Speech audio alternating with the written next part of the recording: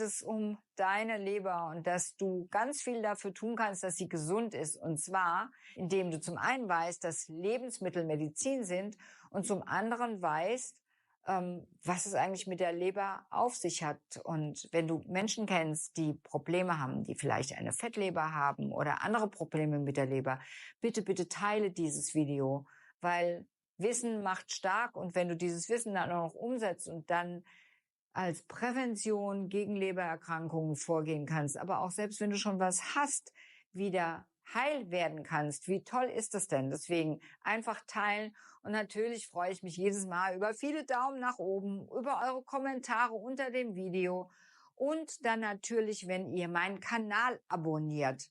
Und im Übrigen gibt es unter jedem Video zu dieser Reihe auch Haben Sie Lust, mit nur 3 Megatrend-Aktien endlich saftige Gewinne an der Börse zu erzielen? Quellenhinweise verlinkt unter dem Video und spezielle Empfehlungen, was ihr machen könnt. Also, es geht los. Kann ich meine HelloFresh-Lieferung ändern? Ja, ganz einfach. Ich kann mit Lebererkrankungen sind überhaupt nicht toll, denn sie behindern unsere wichtigste Entgiftungsanlage des Körpers. Die Leber ist das zentrale Organ des Stoffwechsels und die größte Drüse des Körpers mit ganz, ganz wichtigen Aufgaben. Sie ist mitverantwortlich, Achtung, für die Produktion von Gerinnungsfaktoren. Also wenn wir uns schneiden, dass wir dann nicht einfach nur ständig bluten oder überhaupt, also für die Gerinnungsfaktoren, für diesen wahnsinnigen Vorgang in unserem Körper. Sie ist verantwortlich für die Speicherung von Glykogen. Das sind die Kohlenhydrate, die wir speichern können, und auch für die Speicherung von Vitaminen. Sie ist verantwortlich für die Galleproduktion sowie für den Abbau und für die Ausscheidung von bereits verbrauchten Stoffwechselprodukten, aber auch von Medikamenten und sonstigen Giftstoffen. Also ihr seht schon, die hat ganz schön viel zu tun. Und deswegen finde ich, sollten wir sie lieb haben. Und wie das geht, So, die Dame hat hier natürlich recht, denn die Leber ist so wichtig, denn wenn die Leber nicht richtig funktioniert, funktioniert das ganze System nicht. Deswegen ist eine Leberentgiftung sehr, sehr wichtig.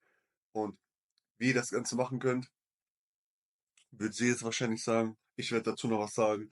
Ich finde es mal gut, bei Experten zu reagieren und vielleicht noch etwas hinzuzufügen. Natürlich, der weiß mehr, der weiß weniger, der weiß das und der weiß das noch nicht. Und das ist schön, wenn man zusammen in Synergie arbeiten kann und sich gegenseitig perfektionieren kann. Ich weiß, perfekt sein gibt's nicht, aber ihr wisst, was ich meine, indem man gegenseitig voneinander lernt und so stetig wächst. Er wächst, die Expertin wächst, ich kann wachsen, ja. Das ist einfach ein Zusammenleben, was top ist. Die Leber ist auf jeden Fall sehr, sehr wichtig. Aber hören wir erstmal weiter. sage ich euch gleich. Also, Nährstoffe, die aus dem Darm im Übrigen ins Blut aufgenommen werden, die gelangen über eine Pfortader, also ein ganz großes Gefäß zur Leber, und werden dann von dieser je nach Bedarf ins Blut abgegeben oder aber auch aus dem Blut entfernt. Die Leistungsfähigkeit der Leber spielt bei fast allen Krankheiten eine ganz wichtige Rolle, denn sie ist das zentrale Organ beim beim und beim Abbau aller Stoffe im Körper. Die ist ganz schön schwergewichtig, nämlich mit einem Gewicht von 1,4 bis 1,8 Kilo.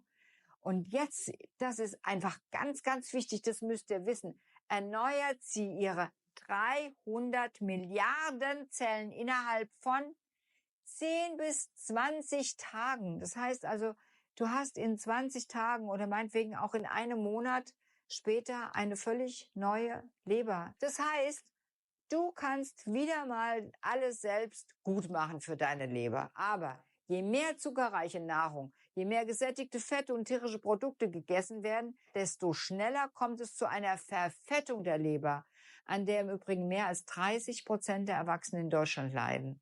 30% der Erwachsenen, das ist schon ganz schön viel. Betroffene wissen meist davon gar nichts, denn die Leber besitzt keine Schmerzrezeptoren. Der Schmerz der Leber drückt sich aus als Müdigkeit und Abgeschlagenheit. Die Leber versucht, die Fette in andere Organe, besonders in die Muskeln. So. Ich kann der Frau Bracht auf jeden Fall, der Doktorin Frau Bracht, nur recht geben. Dazu muss ich aber sagen, dass gesättigte Fette per se nicht schlimm sind. Natürlich bei tierischen Fetten sollte man natürlich ein bisschen darauf achten. Aber zum Beispiel Kokosöl hat auch gesättigte Fettsäuren. Die sind eigentlich perfekt, um zum Beispiel Sachen zu kochen, braten, zum Zubereiten halt, ne? Oder auch so einfach. Denn Kokosöl ist in vielerlei Hinsicht sehr, sehr gesund und unterstützt die ganzen Prozesse im Körper, sei es Abnehmen, sei es gesund werden, sei es die kognitive Leistungsfähigkeit und hilft auch viel bei Alzheimer und Demenz und so weiter. Und sollte man nicht alles in einen Topf werfen, denn wenn man zum Beispiel Olivenöl oder Leinöl oder Rapsöl oder sowas benutzt, entstehen halt Transfettsäuren, die genau Demenz und Alzheimer fördern, weil diese ungesättigten Fettsäuren, die ja dort im Übermaß vorhanden sind, die werden dann zu Transfettsäuren. Und Transfettsäuren führen zu negativen Sachen, sehr negativen Sachen. So viel an dieser Stelle. Die Leber drückt sich natürlich auch fast gar nicht aus, beziehungsweise in Symptomen, wo wir gar keine Ahnung haben, dass das für die Leber spricht, wie sie schon gesagt hat, Müdigkeit und Abgeschlagenheit, aber auch Sachen wie Rückenschmerzen, Schwellungen zwischen den Augen und was war da noch? Was war da noch? Ähm, gelbliche Haut. Gelbliche Haut war das noch. Also eine Leberreinigung, Entgiftung ist essentiell. Früher oder später werdet ihr damit gezwungen, konfrontiert zu werden, beziehungsweise da anzusetzen. Denn heutzutage ist Fastfood in aller Munde. Alkohol und Rauchen ist nicht mehr das Schlimmste. Das Schlimmste ist einfach Fastfood.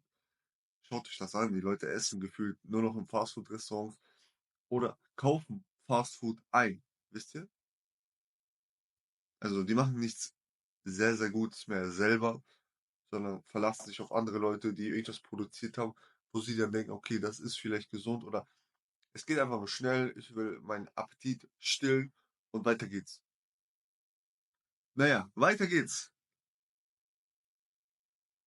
Zu transportieren, wenn wir zu fettig essen, zu viel davon essen. Die im Übrigen auch, also die Muskeln, verfetten und die Signale hemmen, um die Türen für Insulin zu öffnen. Hallo, wie Insulin? Jetzt kommt auch Diabetes ins Spiel. Genau, durch den Anstieg des Blutzuckers versucht die Bauchspeicheldrüse durch eine erhöhte Insulinproduktion den Blutzucker zu senken. Gleichzeitig lagert sich das überschüssige Fett als Bauchfett ab. Es entwickelt sich Entzündungen und die Insulinresistenz wird weiter verstärkt. Und daraus entsteht Diabetes. Diese Art der Fettleber, die durch die langfristige ungesunde Ernährung mit viel Cholesterin, gesättigten Fettsäuren, Softdrinks, Zuckerhaltiges entsteht, wird als nicht alkoholische Lebererkrankung bezeichnet. Und darunter leiden über 30% der Erwachsenen. Ja, und jetzt nochmal wirklich explizit Empfehlungen für eine gesunde Leber. Natürlich alle Basics, die du schon kennst, sowieso. Und zwar wichtig ist, dass unser Frischkostanteil mit bitterstoffhaltigen Lebensmitteln wie die Artischocken, wie Brokkoli, Chicorée, Endivien, Spinat, Radicchio, Rucola extrem angehoben werden. Dann viel gedünstetes Gemüse essen und reduziere den Fettanteil in deiner Nahrung konsequent. Trink regelmäßig viel Wasser anstatt Alkohol oder süße Limonade oder Softdrinks oder Energydrinks. Trink Kräutertees wie, und das ist ganz spannend, weil die sind gut für die Leber, Löwenzahn, Salbei, Mariendistelsamen, Schöllkraut und Gelbwurz. Und dann ist noch was ganz Wichtiges.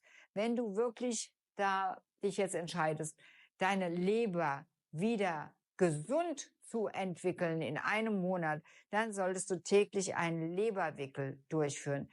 Der geht gar nicht kompliziert. Also erstmal tut es der Leber gut, wenn du dich hinlegst. Also Leberwickel nicht im Sitzen, sondern im Liegen, weil die Durchblutung der Leber wesentlich leichter vonstatten geht im Liegen. Und Leberwickel ist ganz einfach.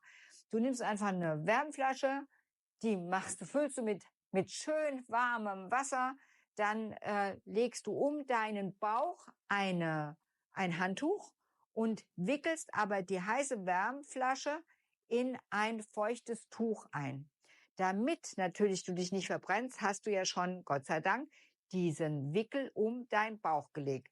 Und da legst du jetzt das feuchte Tuch mit der gefüllten Wärmflasche drauf. Und zwar direkt unterhalb deines oder über deinem unteren rechten Rippenbogen, denn die Leber liegt rechts, okay? Da lässt du ihn einfach liegen, diesen Leberwickel.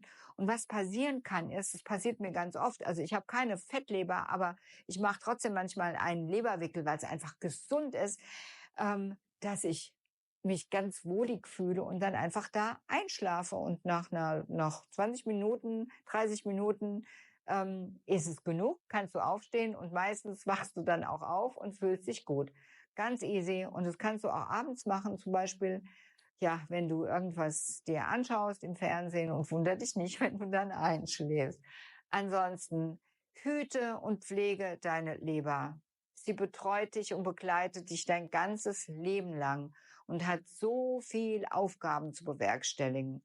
Und ein bisschen Gutes für sie zu tun, ist doch okay, oder?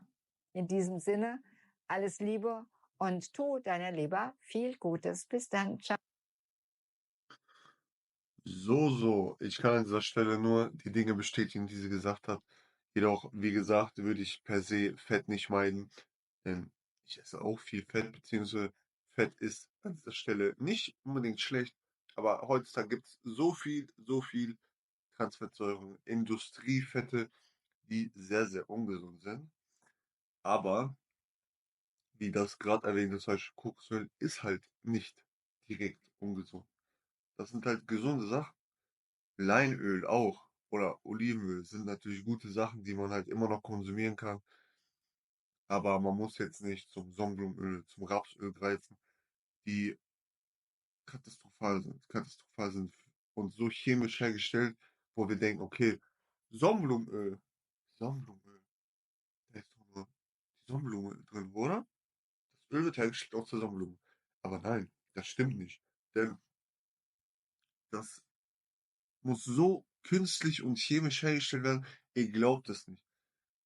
Ihr glaubt es nicht. Also, wenn ich das Bild finde, dann kann ich das auch hier einblenden, aber es ist nicht so einfach, wie ihr denkt, denn da gehört sehr viel dazu, um dieses Öl aus der Sonnenblume bzw. aus den Kernen oder aus der Pflanze, je nachdem, ich weiß jetzt nicht direkt, woraus das hergestellt wird, aber man braucht sehr viel, um da ranzukommen. Genauso wie beim Raps und Traubenkernöl und so weiter und so fort. Auf jeden Fall die Öle, die ich empfehlen kann, sind zum Kochen, zum Braten und so weiter. Einfach Olivenöl, Entschuldigung, einfach Kokosöl, vielleicht zum Andünsten maximal Olivenöl bei sehr, sehr niedrigen Temperaturen. Aber sonst für kalte Salate Olivenöl, Leinöl, gute Sachen, guten Stoffen drin. Und das sind die Fette, die ich auf jeden Fall empfehlen würde. Und zur Leberreinigung bzw. zur Leberunterstützung, Mariendistel, gibt es auch in Kapseln, Mariendistelextrakt, kann man auch ganz einfach holen. Capsaicin, das Enzym aus der Chilischote, beziehungsweise aus scharfen Quellen. Bei Cayennepfeffer gibt es das auch. Die sind auch sehr, sehr gut für die Verdauung und für die Leber zur Unterstützung. Kann man auch auf jeden Fall benutzen. Und wie sie gerade erwähnt hat, natürlich die Leberwickel. Ganz einfach Tipps, die man einfach direkt umsetzen kann, ohne viel Schnickschnack. Danke fürs Zuhören und wir sehen uns beim nächsten Mal, wo du hoffentlich gesünder bist und ich mich freue, dich wiederzusehen. Bis dann.